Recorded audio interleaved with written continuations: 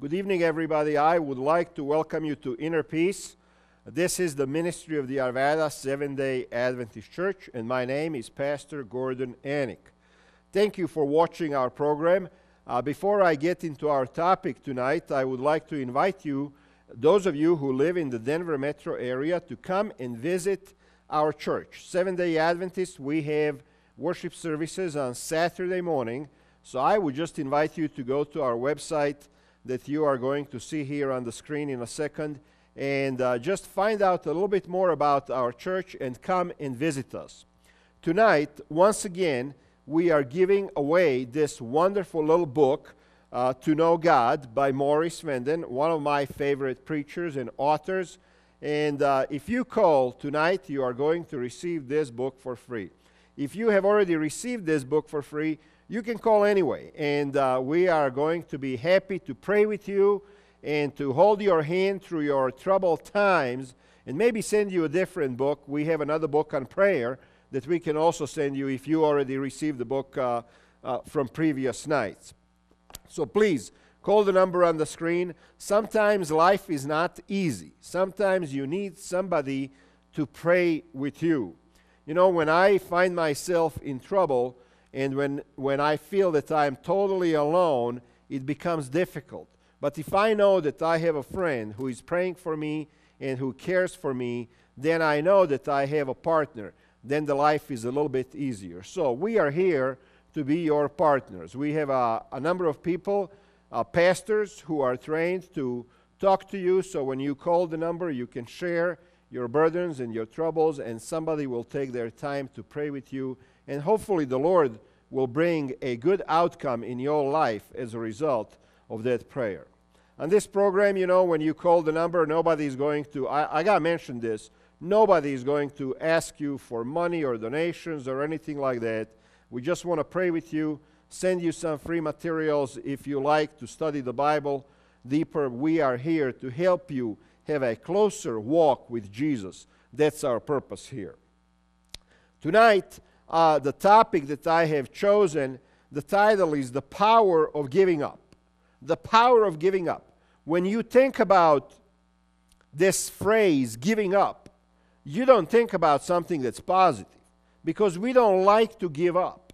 If you give up at your job, you are called a quitter. If you give up when you're in the middle of your college education, then people are going to say, oh, he quit. And we don't like to be called quitters. So this idea of giving up is not a positive idea. And yet, I am calling this message tonight the power of giving up. Sometimes in life, you come to the point when you just can't go forward. Sometimes you come to the point when you have given everything that you've got. When you have tried and tried and tried, and things are just not going your way anymore. I remember when I was a young man studying to become a pastor, one summer I made a living by selling Christian books door to door.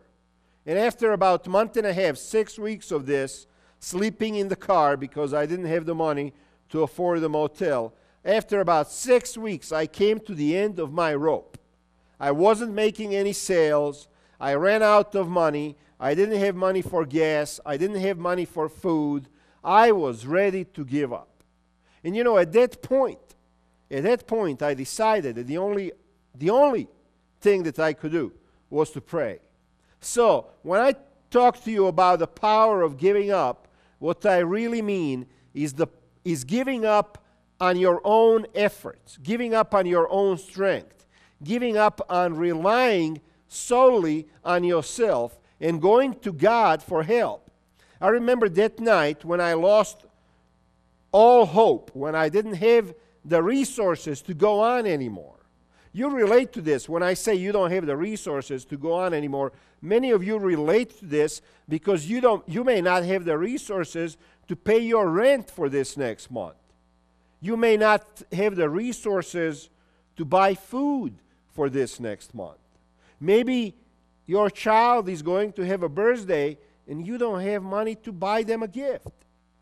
Maybe you don't have money to pay for your bills.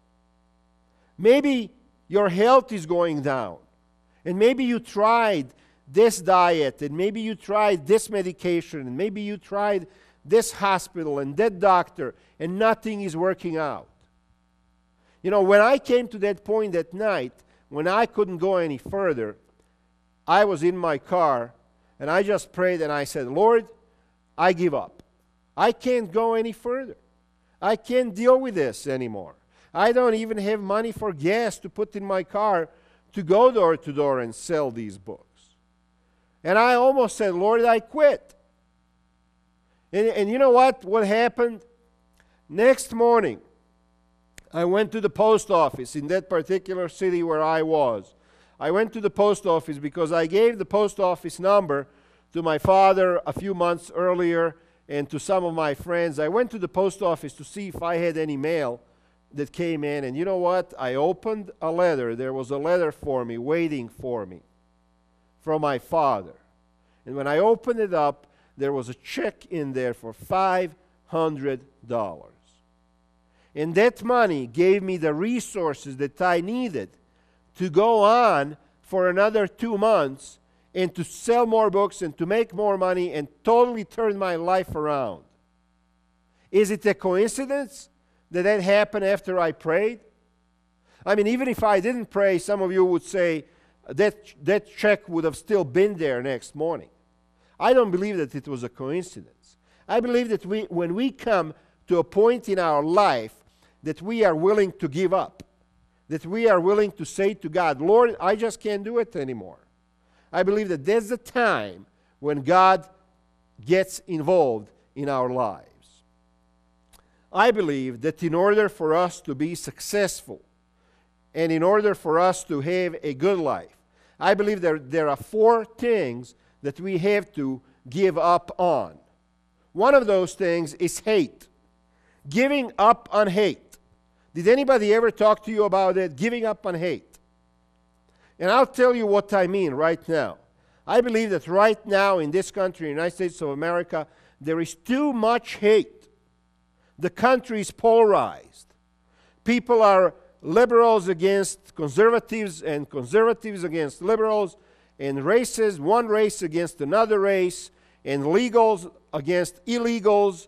And I mean, it just goes on and on and on. And when I listen to the radio, when I listen to the TV, all I hear is a lot of hate. And I want to tell you something. If your life is consumed with hate, you are not going to have the energy or the ability to do anything positive in your life that is going to move your life forward. So the question that I have for you tonight is this. What is it that motivates you? What is it that motivates you? If hate motivates you, then you have a problem. You know, I know people. I have people in my life. I know people who are constantly talking about abortions, or gay people, or Muslims, or illegals, or Democrats, or Republicans. And when they talk about these topics, they get all red in their face, and there is so much hate and anger, and they have become obsessed with politics in this country. They have become obsessed to the point where this is consuming all of their life. If you have hate in your heart, if you hate somebody because of their lifestyle, or because of their legal status, or because of their religion, or because of their skin color, if you hate somebody, that is going to lead to an obsession. And the obsession leads to a wasted life. If you look throughout the history, all the people who exhibited hate in their life, they led miserable, unproductive lives. And in the end, they died miserable. And I can just give you the list of names. I mean, Hitler and Stalin and all of these people, you know, they were motivated by hate. And how did their life end? So, before you go to God and before you say, Lord, help me to have a good life, you need to ask yourself, do I hate somebody? Am I obsessed with an issue that really is none of my concern? I need to tell you something. If you follow Jesus, if you're a Christian, then you should understand that this world is not your home. Then you should understand that you have not been put on this planet to solve political issues. You have not been put on this planet to right the wrongs. You have not been put on this planet to decide who is right and who is wrong.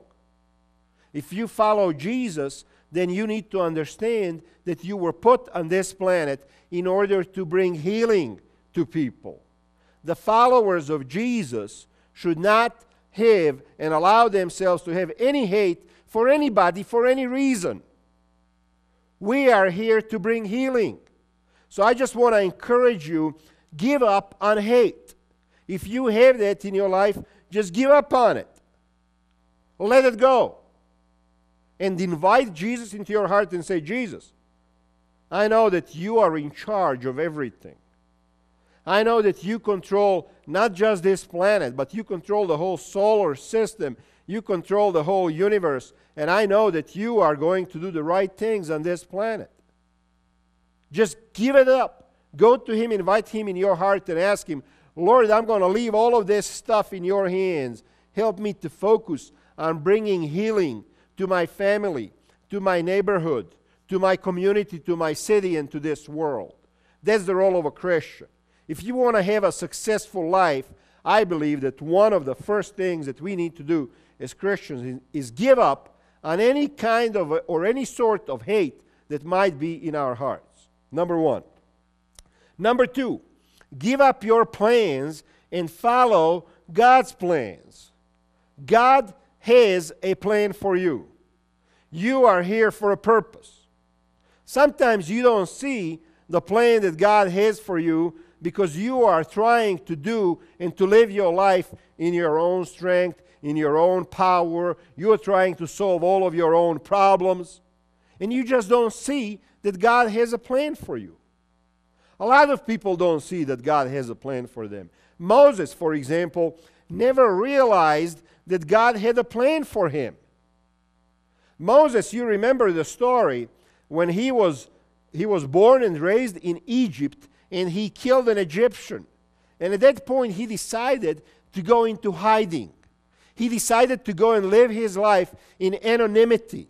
He decided to give up on everything that was his present-day living. So he went and he ran away as far as he could from Egypt, and he decided that he was going to hide. But God had a plan for him. Maybe you are living your life today and you're doing things without realizing that God has a plan for you.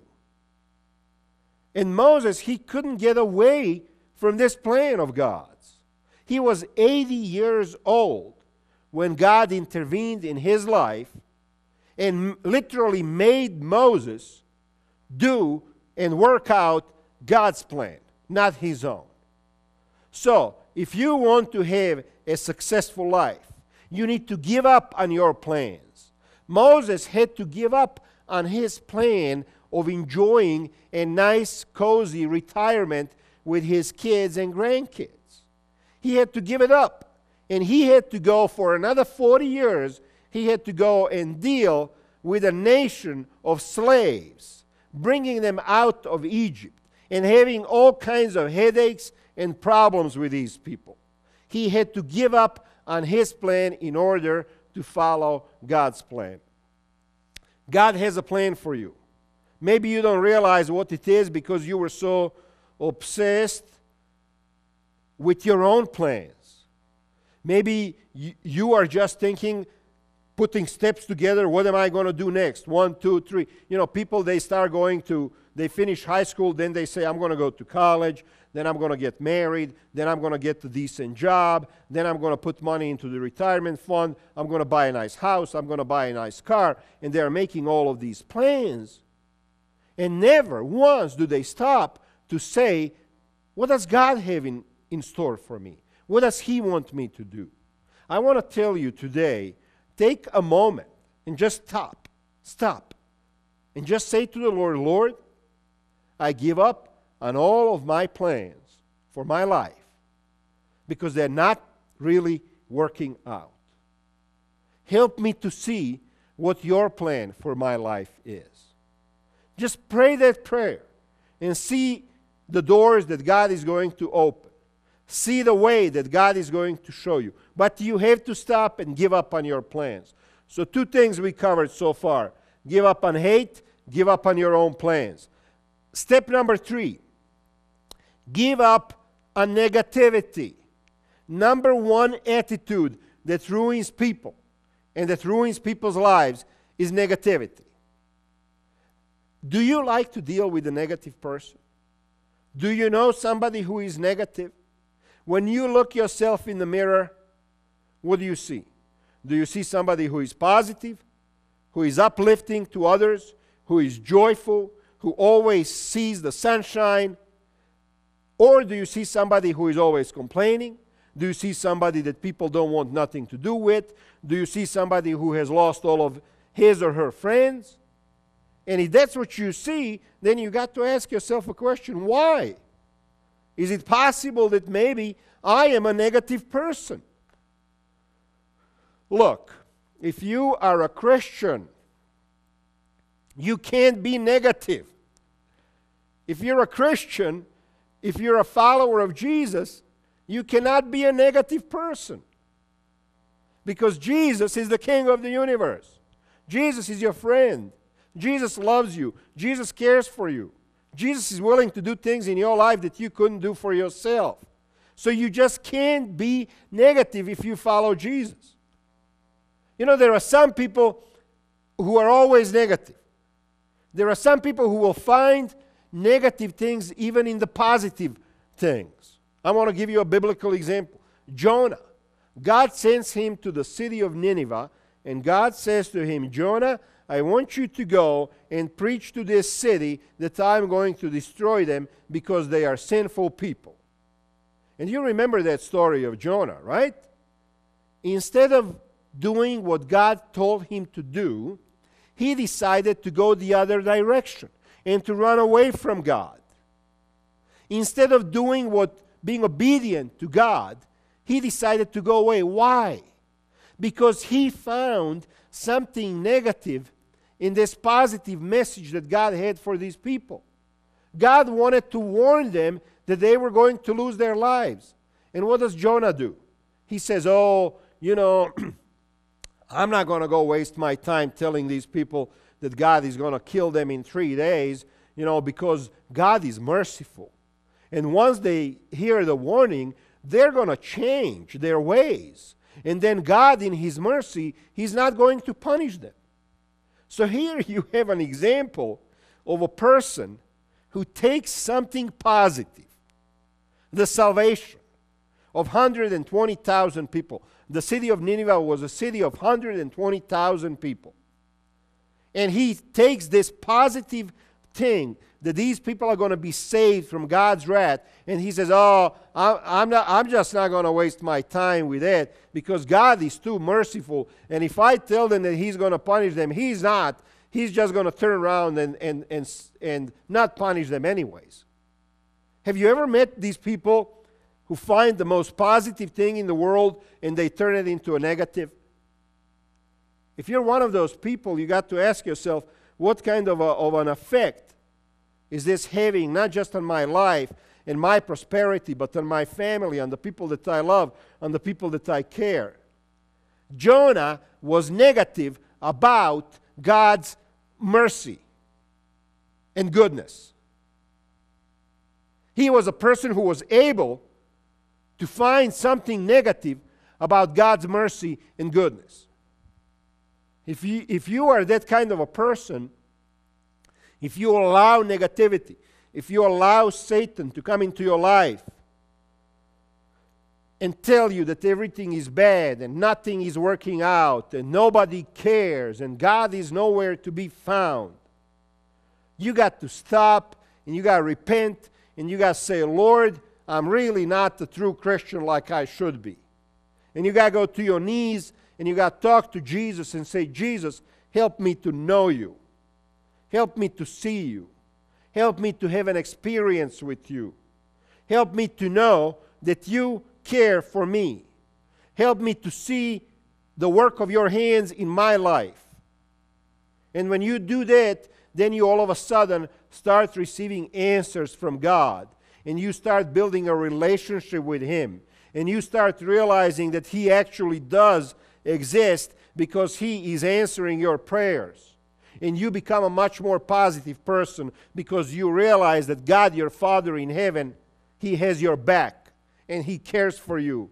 And He is going to do whatever it takes to make your life better and more prosperous. So, all of these things that we have already talked about. Giving up on hate. Giving up on negativity. Those are the things that just drag you down. Those are the things that just destroy your life. Those are the things that make your life miserable. Giving up on your own plans, that were not made in consultation with God. These are the things that are going to make your life less than desirable. So we got to change. We got to do things that are going to put us right in the right connection with the Lord. There is one other last thing that I want to mention is in our last remaining minutes here together. Giving up on giving up. That's a funny one, isn't it? Giving up on giving up. Have you given up? It's one thing when I tell you need to give up on negativity. When I tell you got to give up on your hate. That's one thing. Give up on your plans. Now I'm telling you, give up on giving up. Some people's lives are ruined so much because of their own decisions and choices. And sometimes the external reason. If you get sick, you can't help that. If you have a major financial meltdown because of something that somebody else has done, you can't help that. So there are things that just bring our life down. And how do you react to that? How do you react to life's difficulties? Do you keep on fighting or do you give up? Unfortunately, there are too many people who give up. They just give up. They just say there is nothing I can do. One thing you can do right now tonight is call the number on the screen. Action, positive action. Call somebody that will pray with you. Ask for a book that will help you get your life right with God. Instead, some people have just given up and they say, well, nothing works. Nothing that I try works. God is not helping me. My church is not making any difference for me. I tried different churches. I went even to this mega church down the road and this other church, and nothing is helping me out, and they just give up. Well, I'm here to tell you, give up on giving up and give up on doing nothing. The point of this message here is to give up on your own strength. To give up relying on yourself. And to involve God in your life. The Bible tells us in Proverbs 3, verse 5, trust in the Lord with all your heart. Do not depend on your own understanding. Do not depend on your own understanding. In other words, do not depend on your own wisdom, on your own knowledge, on your own intelligence, on your own physical strength. Don't depend on that. Depend on God. Give up on yourself, but don't give up on God. Bring Him into your life so that you can see His plans for your life. There is another verse that also says, Proverbs 21:5, the plans of the diligent lead to profit, as surely as haste leads to poverty. In other words, give up on yourself. Bring God into your life. Lean on Him. Lean on His power. Lean on His strength. Lean on His... God is the creator of the universe. He can do anything. Lean on Him. Have faith that He is going to take care of all of your needs. That's what that means. That's what that first verse means when it says, do not depend on your own understanding. And the second one, Proverbs 21:5, means that you should be a diligent person. The plans of the diligent lead to profit. as surely as haste leads to poverty. Maybe you're at a point in your life when you've given up, when you just stop trying. You just, go through the motions. If you have a job, you go to work, you come back home. I have a friend who goes to his job, and then when he comes home, he's so depressed, he just goes to bed and doesn't get up until the following morning. And this is how he's been spending his last 3 months. Because of the things that have happened in his life, he just gave up on trying to do anything else in his life. The Bible tells us the plans of the diligent lead to profit. If you lean on God, if you bring Him into your life, if you ask Him to make a difference, to show you the way, to open the doors, and if you plan, lay your plans before Him, and if you work hard, if you try hard, God is going to help you, and He's going to make a difference for you.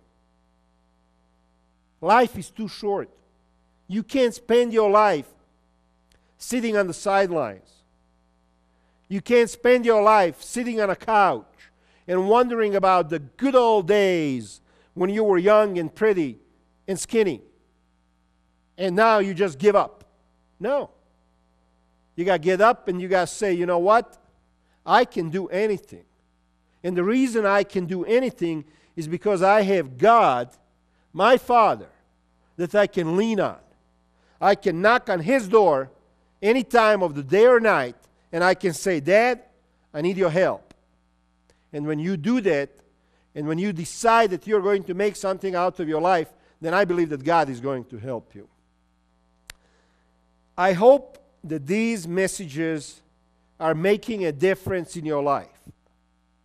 If they are, then I want to ask you to please visit our website, Inner Peace Ministries, because you will find more resources there from me that I have put together. You will find more sermons, more messages, and hopefully you will pick some of those DVDs, pick them and buy them, and that way you support this ministry. It costs money to be on air, so the only way that we can survive is if you go and maybe purchase something that you find of value, or support us in any other way that you feel that you can do. So God bless you. Thank you for watching. And in closing, I want to ask you one more thing. Please tell your friends about this program so that they can also receive the blessing that you are receiving. See you next Sunday night.